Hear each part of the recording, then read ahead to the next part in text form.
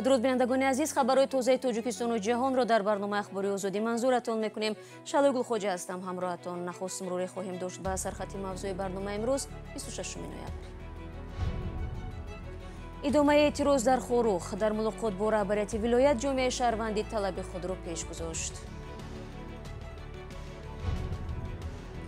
مسئولان بازار سلطان کبیر میگویند با تصمیم شهرداری عاید ویران نمودن بازار موافقند. تاجران از آن نگرانند که جای کارشان را از دست میدهند. من 90 سانتی متر دور میکنم. 90 سانتی متر در 90 سانتی متر 12 نفر همیشه میخرم. آیا فرزندخوانی خلاف قانون بود و یا بحث برتی جلب کردن یک ساکن کلاب که پیوندانش آن را غیر قانونی میدانند؟ من رفتم نه ترس ملیسا خونم اجا رفتم برای ما با میخیزم میگیرم شاید من نکردم کنم من تهمت کردم. به اطلاع دریافتی در حادثه های دو روزی اخیر در خوروخ 3 کس جان باختند. کمیته دولتی امنیت ملی تاجیکستان میگوید در بینظمی ها 5 کارمند نهادهای قدرتی زخمی شدند. طبق گزارش های آخرین گردهمایی در نزد حکومت ولایت مختار کوهستان بدخشان در شهر خوروخ ادامه دارد.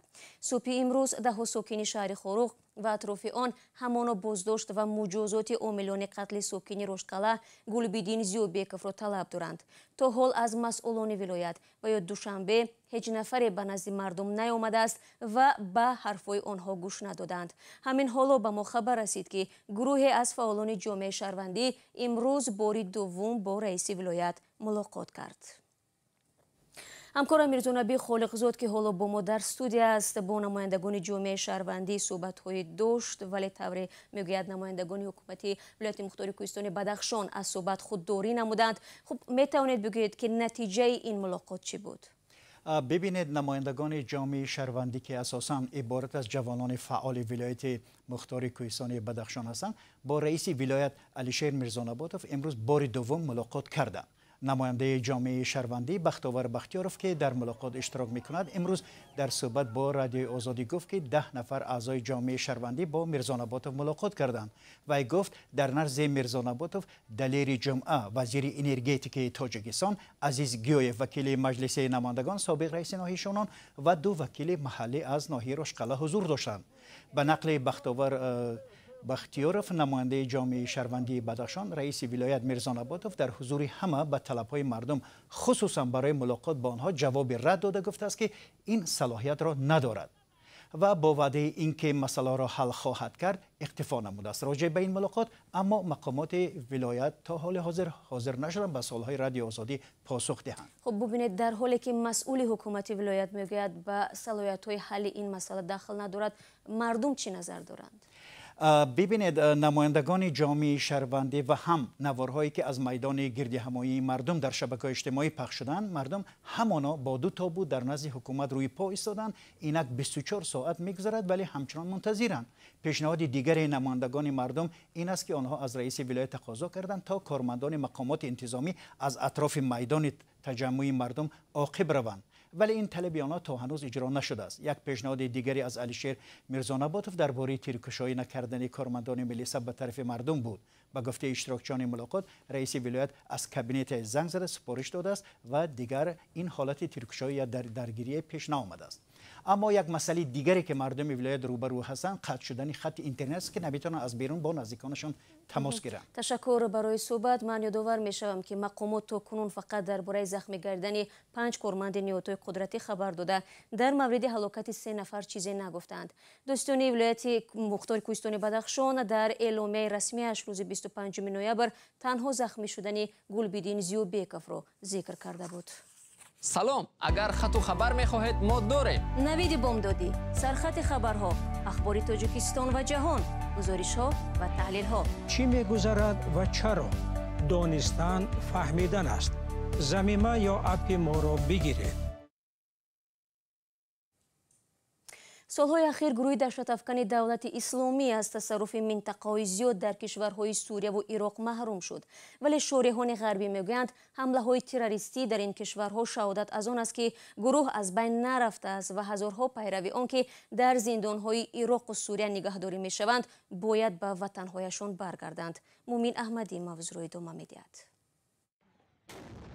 گروه داعش در عراق و سوریه زمان 7 میلیون نفر و 100,000 کیلومتر زمین را زیر نظارت داشت. بعدی سرکوب در این سرزمین ها دیگر قادر به جنگی وسیع مقیاس نیست، ولی با بمبگذاری ریختن خون مردم محلی را ادامه می‌دهد. داعش همچون یک سازمان تروریستی شکست نخورده است. آنها برای یک جنگ و جهاد طولانی آماده هستند.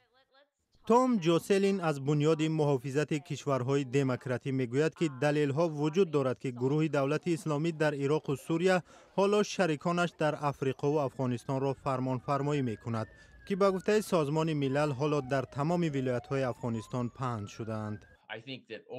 به فکر من امریکا انگیزه جهادی داعش را دستی کم گرفت. امریکا مدت‌های طولانی حلقه‌های از هم جدای گروه را نادیده می گرفت. از بس که رهبران سیاسی و نظامی نمیخواستند وقتی زیاده در این جنگ باشند، برای همین دشمن را آنگونه میدیدند که خودشان میخواستند. رئیس جمهوری سابق باراک اوباما یک زمان گروه دولت اسلامی را در سوریه و عراق بازیگر دوم درجه نامید، ولی بعداً هزاران سرباز را برای مقابله با آنها فرستاد. بعداً دونالد ترامپ که 2 دفعه خواست نیروهای آمریکا را از سوریه بیرون کشد، سربازان را به اینجا پس فرستاد تا در جنگ بر ضد داعش به کردها کمک کنند. تقریباً 1000 سرباز آمریکایی در سوریه به نیروهای دموکراتی سوریه در محو باقیمانده‌های داعش و محافظت زیربنیادهای مهم یاری می‌رسانند. مایلز کاگینز به حیث سخنگوی ائتلاف جهانی ضد داعش کار کرده است. او میگوید در آن محل‌های سوریه که سربازان آمریکایی هستند، داعش جای پا ندارد و حمله‌های کلان انجام داده نمی‌تواند. برعکس در جایهایی که حکومت سوریه در دست دارد، نقاط مقاومت و فعالیت‌های تروریستی داعش در بیابان بدیه ادامه دارد. این یک علامت آن است که حضور ما، کمک ناچیزی ما از جمله حضور چند صد سرباز نتیجه مهم می‌دهد. یکی از مشکلات تشویش‌آور حل نشده پس از شکست دولت اسلامی، لشکر بزرگ جنگجویان و عائله‌های آنها در زندان‌های سرشار از محبوسان است. شما برنامه اخباری آزادی رو تماشا دارید. بر اساس گیم پلان یا نقشه کلی پایتخت تاجیکستان قرار است تا ماه مارس سال آینده یک عده بازارهای دوشنبه بسته و صاحبکاران در محل‌های دیگر جابجا کرده شوند. مسئولان بازار سلطان کبیر میگویند ضرورت این اقدام را به خاطر بازسازی شهر درک میکنند، ولی به گفته تاجران آنها در مکان نو قدرتی برای خود درست کردن تجارتشان را ندارند. تفصیلات در گزارش علیشیر ظریفی و برادی صوفی. سرنوشت آینده تاجران بازار بزرگ مصالح ساختمانی سلطان کبیر و مرکز سودای آسیا که قرار است فعالیت آنها از 1 مارس سال 2022 قطع کرده شود، هنوز ناروشن است. تاجران از آن نگرانند که با بسته شدن بازار و مرکزهای سودای اطراف آن جای کارشان را از دست می‌دهند. من 90 سانتی متر دور میکنم. 90 سانتی متر در 90 سانتی متر 12 نفر ایمی سو میخرم. زندگی من ایمی جای. من مبلغی ندارم که گم برم ای بازار کشونیان میگن من مبلغ ندارم من بخرم. ای سال 2011 با صاحبکاری مشغولم. شکرانه خدا همین زندگیمون تو زیر برده سیم. یگان کمبودی نشیده. طبق قرار رئیس شهر دوشنبه و بر اساس نقشه گنرالی پایتخت، در جای بازار سلطان کبیر و مرکز سودای آسیا انشاءات تندرستی، مرکزهای سالمگردانی و شهرک طبی بنیاد خواهد شد. همچنین هدف دیگر این تصمیم به تنظیم درآوردن حرکت بهمانعه نقلیات در خیابان نعمت قره‌بایف گفته می شود. مسئولان بازار سلطان کبیر درباره قطع کردن فعالیت بازار از قبل آگاه نشده‌اند. این خبر را از رسانه‌ها شنیدند، اما با این تصمیم شهرداری موافقند. فکر مملکت اون است که همون طلباتی که امروز از طرف شهرداری مثلا به تب میرسن، اجرای سروقتی اون را ما باید اجرا نماییم، چون که همه این طلبات برای بهبود، برای بلند برداشتن سطح پایتخت، برای آبادی کشور روانه کرده شدند. سلطان کبیر یکی از بازارهای اساسی فروش محصولات ساختمانی در تاجیکستان است. آن را سال 2000 ساختند و در آنجا 1500 نفر کار میکنند. بازار سلطان کبیر و مرکز سودای آسیا در مساحتی بیشتر از 5 هکتار جای گرفته است. مقامات دوشنبه در گذشته بر اساس نقشه گنرالی بازارهای شاه منصور، جلجم، برکت را ویران کرده بودند. در پی تخریب این بازارها نیز آن زمان دهها سوداگر شکایت داشتند که به جای کار مانده در پرداخت قرضهای بانکی با مشکل دچار شده اند. از پایتخت میرویم به جنوب تاجیکستان. دعوت یک جوان ساکن کلوب به ارتش باعث بحث و دعواها شده است. نزدیکان او میگویند که جمعخان عبداللهیف پدر دو فرزند است و از روی قانون نباید به ارتش برده شود، ولی مقامات دولتی اصرار می‌ورزند که در اصل عبداللهیف پدر یک فرزند است و طفل دوم خلاف قانون به فرزندی خوانده شده است. محمود جان رحمتزاده گزارش می‌دهد.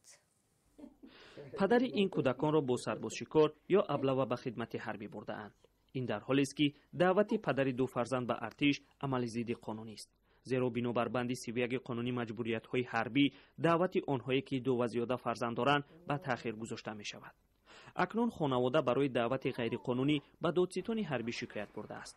خود جمعخان عبداللهیف 26 ساله پیشتر خود به مقامات مراجعت کرده بود و برایش گفته بودند که به خدمت سفربر نخواهد شد. بعد اونجا خواهدم درواردم اونجا یک کسی زنگم خواهدم افتم چکنه درواردم خواهدم را پیشنیت کنم.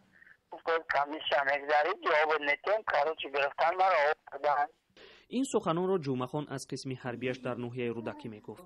پدر و مادر و همسرش دو فرزند او را تا در کمیسریات حربی بردند، ولی پیش راهی مقامات را گرفتن نتوانستند. همه را بردن پیشنهاد کردن، بردن کودک‌ها را بردن، حجت‌ها را بردن، همه را پیشنهاد کردن. هیچ نفهمیدیم چی گفت چی خبر شد. گفتن که او که امی کلوب چیه. پرکارو تایرمی عربی در رفتیم شکایت کردیم کودک‌ها را بردیم با ایدان در گفت کودک‌ها را نداره نیارین گفت. در کمیسریات حربی شهر کلوب میگویند جمعخان عبداللهیف نه دو بلکه یک فرزند دارد، بنابراین استثنا کردن نمی شود. گپ سری آن است که کودک دوم جمعخان نه از خود بلکه از برادرش است که فرزند خانه شده است. سال هم که زن دادر ما دادیمش همش با اودا گرفت فیروت کن مورامولا تاوت رفتیم همه جا رفتیم. اما مقامات میگویند فرزندخوانی کودک برادرش از طرف جمعخان عبداللهیف قانونی نیست، زیرا ضد این عمل از بالای حلنامه دادگاه شکایت وارد شده است. رئیس سود شهر کلوب شریف رحیمزاده از صحبت ویدیویی در این باره خودداری کرد، ولی اصرار ورزید که بر پایه شکایت قرار فرزندخوانی بیکار کرده شده است. اما او از نشان دادن حلنامه نو و شکایت وارد شده به خبرنگار رادیوی آزادی سرپیچی کرد و آنها را مخفی نامید. این در حالی است که پدر و مادر کودکی که به فرزندی جمعخان عبداللهیف داده شده است میگویند برای بیکار کردن حلنامه شکایت نبرده اند. ما را توزیع کردن میدونم گفت نکنش ما با کلاش میگیریم پول به خدمت. ما گفتم مایل به میار دادمش ما رفتم نه ترس ملیس خونه ما اجا رفتم برای ما با میخیز میگیرم شاهدشون ما نکردم گفتم ما تهمت کردم. رقیما و شوهرش میگویند دادن کودک به جمعخان هیچ ربطی به خدمت حربی او ندارد.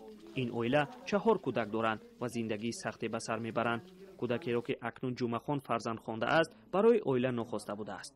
حقوقشناسان میگویند که اگر پدر دو فرزند حالا در خدمت حربی است این به آن معناست که در سفربر کردن او قانون شکنی رخ داده است. ما باید بگیم که ماده 31 انی کودکی گفته است که یعنی فرزند داشته باشد. در اینجا اگر فرزند خوان شدگی باشد یعنی در اساس حلنامه سودی و فرزندی قبول شده باشد استاتوس یک فعله دارد. حالا آیشما و مکتولا یک جا بزرگ می شوند. آنها نمیدانند که پدرش سرباز شده است. مقامات این فرزندخوانی را راهی گریز جمعخان عبداللهیف از ارتش می شمارند، ولی نزدیکان او میگویند سبب آن است که دعوت به صف ارتش در منطقه همگی 83% اجرا شده است. محمود جان رحمتزاده، آزادی، کلاب. ضمن داستانی‌های شهر و نواحی تاجیکستان 50 جوان را برای سرکشی از خدمت حربی در موسم دعوت امسال بهاری به جوابگاری کشیدند. داستانی کلی تاجیکستان روز 25 نوامبر خبر داد که در دعوت بهاری سال 2021 در کشور 2427 دعوت شونده با راه‌های فرماندهی به ارتش برده شدند. بینندگان عزیز این مطلب آخر برنامه امروز بود. خبرگزاری‌های دیگر در سامانه رادیو آزادی زیر نشانی www.azadi.org گذاشته می‌شوند. نوارها را می‌توانید در آزادی ویدیو تماشا کنید. برایتان از آن در 2 روز آینده استراحتی با فراغت می‌خواهم و در هفته نو منتظر شما خواهیم بود. خود را احتیاط کنید و خدا نگهدارت.